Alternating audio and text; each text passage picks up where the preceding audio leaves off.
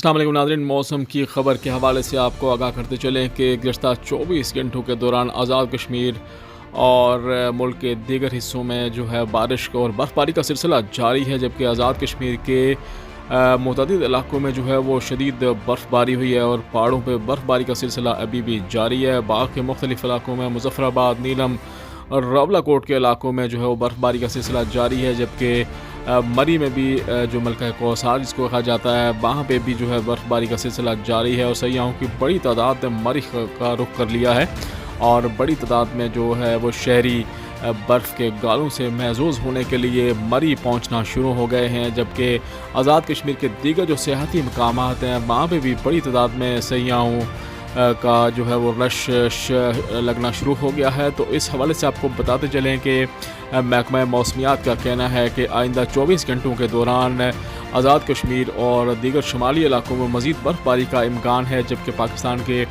दीगर मुख्तलिफ़ इलाकों में मौसम जो है वो खुश्क और सर्द रहेगा। जबकि दिसंबर की ये पहली बर्फ़बारी है और दिसंबर में बर्फ़बारी का अपना ही मज़ा होता है और बर्फ़बारी का मज़ा लेने के लिए शहरियों की बड़ी तादाद ने जो है वो पहाड़ी इलाकों का रुख करना शुरू कर दिया है और बड़ी तादाद में सयाह जो हैं वो मरी और आज़ाद कश्मीर के सियाहती इलाकों में पहुंचना शुरू हो गए हैं और बर्फ़ से महफूज़ होने के लिए उन्होंने रख्ते सफ़र बांध रखा है।